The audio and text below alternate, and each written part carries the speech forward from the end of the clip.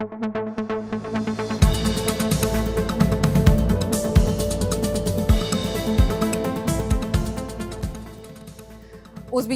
Tashqi ishlar vazirligi xorijiy davlatlardagi diplomatik vakolatxonalarimiz faoliyati, chet eldagi vatandoshlar hayoti, mehnat migratsiyasiga oid so'nggi xabarlar, xalqaro maydonda mamlakatimiz haqida bildirilayotgan fikrlar. Diplomatik dayjestda bularning barchasi haqida so'z boradi. Assalomu alaykum.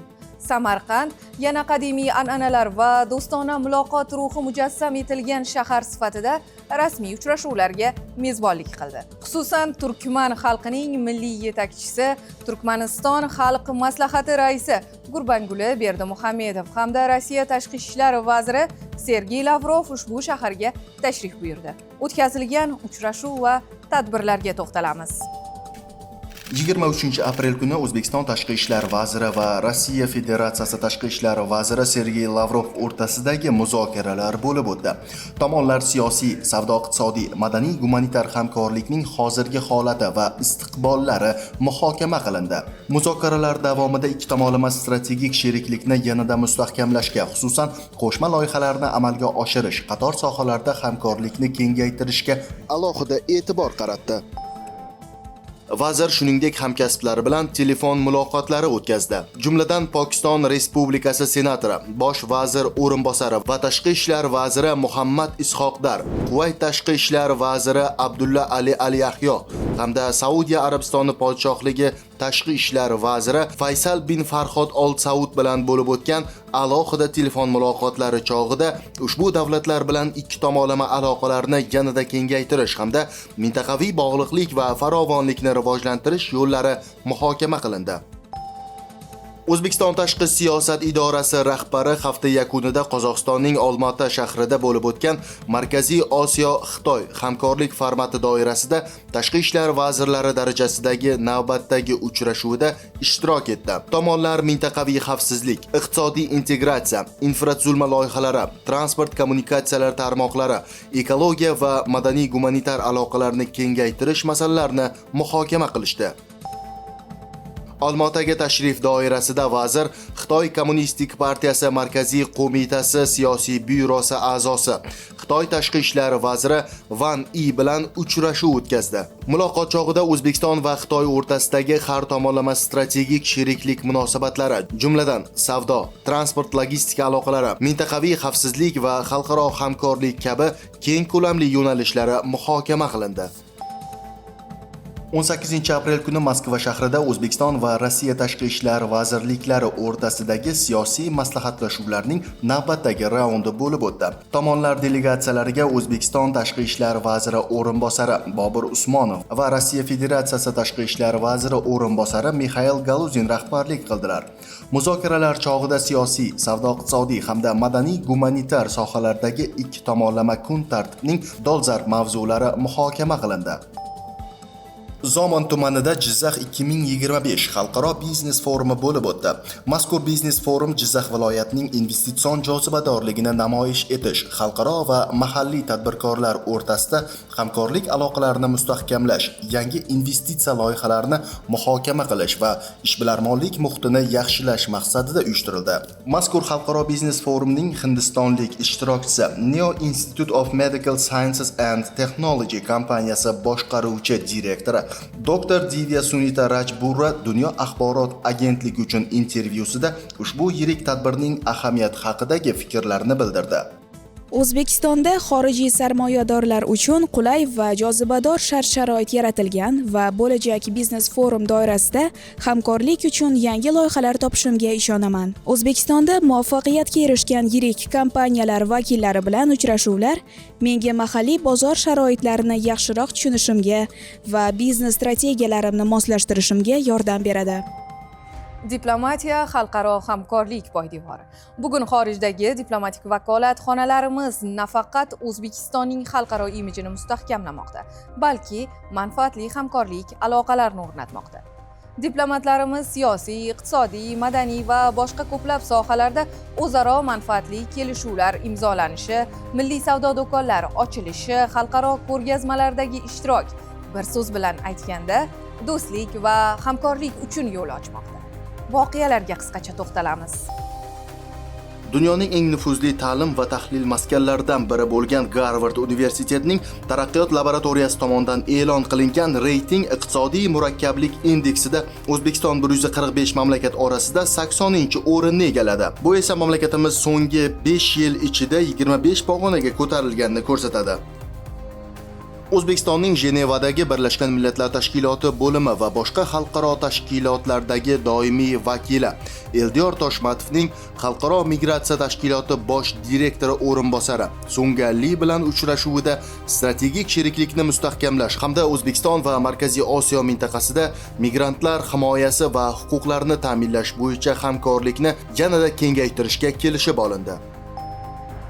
Mamlakatimizning Yaponiyadagi elchixonasi ko'magida Tokio xorijiy tillar universitetida Turkiston jadidchilik harakatining asoschisi, atoqli adib va jamoat arbobi Mahmudxo'ja Behbudiy tavalludining 150 yilligiga bag'ishlangan ilmiy-ma'rifiy anjuman o'tkazildi.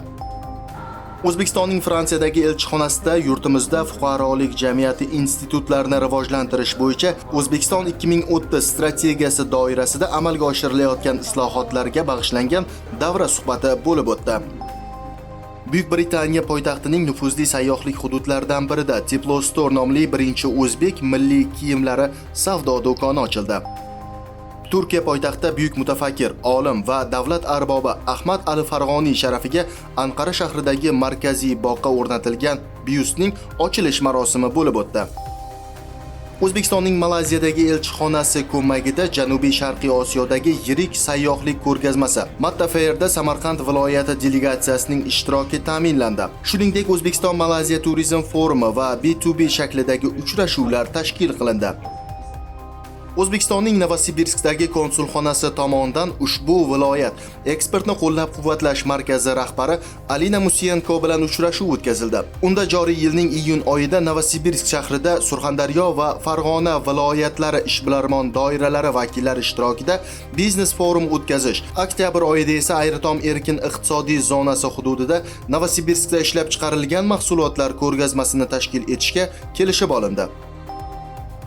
Mamlakatimizning Xitoydagi bosh konsulxonasi tashabbusi bilan Jiangsu provinsiyasining Yanchou shahrida O'zbekistonning investitsiyaviy imkoniyatlari va savdo-iqtisodiy salohiyati taqdimotiga bag'ishlangan iqtisodiy tadbir o'tkazildi. Daniyada o'zbek madaniy merosiga bag'ishlangan qo'lda to'qish san'ati Abirbandi nomli ko'rgazma bo'lib o'tmoqda. Omonda Buxoro sadolari madaniyat kuni nomli ilmiy madaniy tadbirlar bo'lib o'tdi. Xitoyning Foshan shahrida mamlakatimiz konsulxonasi tomonidan O'zbekiston hududlari Foshan investitsiya, savdo va turizm hamkorligi mavzusida biznes forum o'tkazildi. Biznes forum doirasida ushbu hududdagi yetakchi kompaniyalar bilan birgalikda mamlakatimiz turizm salohiyatiga bag'ishlangan Visit Uzbekistan targ'ibot tadbirlarini o'tkazishga kelishib olindi. Rossiya poytaxtining markaziy ko'chalarida o'rnatilgan yirik ekranlarda mamlakatimizning turizm salohiyatiga bag'ishlangan videoroliklar namoyish etilmoqda. Xorijda vaqtincha yashayotgan, o'qiyotgan yoki ishlayotgan yurtdoshlarimiz hayoti, ularning huquqiy ehtiyojlari va muammolariga yechim topish hamda har tomonlama qo'llab-quvvatlash davlatimiz tashqi siyosatining ustuvor yo'nalishlaridan biridir. Shuningdek, ular bilan doimiy muloqotda bo'lish, rag'batlantirish. Bu yo'lda chet eldagi elchixonalarimiz va konsulxonalarimiz doimo tayyor. Konsullik huquqiy yordam ko'rsatish, ijtimoiy ko'mak yoki oddiygina insoniy g'amxo'rlik va birdamlik vakillarimiz bu borada harakatda. Hozir shu haqda. O'zbekistonning Shanxay shahridagi bosh konsulxonasi xodimlari Xitoyning Yanchou universitetida tahsil olayotgan vatandosh talabalar bilan muloqot qildi. Ularni qiziqtirgan savollariga javob berishdi. Muloqot yakunida vatandosh talabalar bilan birgalikda yurtimizda nishonlanadigan bayramlar va muhim sanalarga doir tadbirlarni tashkil etishga kelishib olindi. Mamlakatimizning Novosibirskdagi konsulxonasi diplomatlari fuqaromizning ushbu shaharda dunyoga kelgan farzandi uchun tug'ilganlik haqida guvohnoma rasmiylashtirishda zarur yordam ko'rsatdi. Hamkorlikda olib borilgan ishlar natijasida barcha rasmiyatchiliklar qisqa muddatda hal etildi va O'zbekiston fuqarolari vatanga qaytishdi. Ushbu haftada xorijiy ommaviy axborot vositalarida O'zbekiston hayotiga oid bir qator e'tiborga molik xabar va maqolalar chop etildi. Turli nashrlarda mamlakatimizda olib borilayotgan keng qamrovli islohotlar, ijtimoiy-iqtisodiy yangilanishlar va zamonaviy o'zgarishlar yoritildi. Asosiy urg'u yildan yilga chuqurlashib borayotgan o'zgarishlar va ularning xalq farovonligiga xizmat qilayotganiga qaratilgan. Aynan Prezident Shavkat Mirziyoyev rahbarligida olib borilayotgan islohotlar xalqaro maydonda O'zbekistonning ijobiy imijini mustahkamlab borayotgani, iqtisodiy salohiyat esa investorlar uchun tobora jozibador tus olayotgani qayd etilmoqda. Rossiyaning Argumenti Fakti gazetasi, Xitoyning Sohu yangiliklar portali, Buyuk Britaniyaning London Post yangiliklar portali, Qirg'izistonning Вечерний Bishkek elektron nashri, Qozog'istonning Karavan elektron nashri, Turkmanistonning Central Asia sayti, Qatarning Asian Telegraph Qatar gazetasi, Saudiya Arabistonining Al Harir va Sahm News gazetalari, Omonning Azda Oman va Oman Observer gazetalari, Misrning Al Diplomacy axborot agentligi, Belgiyaning Eurasia Focus.com portali hamda Birlashgan Millatlar Tashkilotining rasmiy veb-sayti shular jumlasidandir. Shuningdek, yurtimizda kechayotgan jarayonlar, uchrashuvlar va tadbirlar xususida xorijiy ekspertlar ham o'z munosabatlarini bildirmoqda. Jumladan, Shanxay xorijiy tillar universitetining Shanxay global boshqaruv va mintaqaviy tadqiqotlar akademiyasi direktori Yan Chen, O'zbekiston prezidenti Shavkat Mirziyoyev va turkman xalqining milliy yetakchisi, Turkmaniston xalq maslahati raisi Gurbanguli Berdimuhamedovning Samarqanddagi uchrashuvi ahamiyati yuzasidan Dunyo axborot agentligiga o'z fikrlarini bildirdi. Xitoyda O'zbekiston va Turkmanistonning chegara hududlari o'rtasidagi faol hamkorlik, transport sohasida loyihalarning amalga oshirilishi alohida qayd etilmoqda. Ikki mamlakatning avtomobil va temir yo'llari integratsiyalashuvi uchinchi davlatlar uchun tranzit vazifasini o'tamoqda. Yirik loyihalarni amalga oshirish bo'yicha hamkorlik kengaymoqda. Bu sizga yetkazmoqchi bo'lgan so'nggi xabarimiz edi. Kelgusi ko'rsatuvlarimiz orqali uchrashguncha xayr, salomat bo'ling.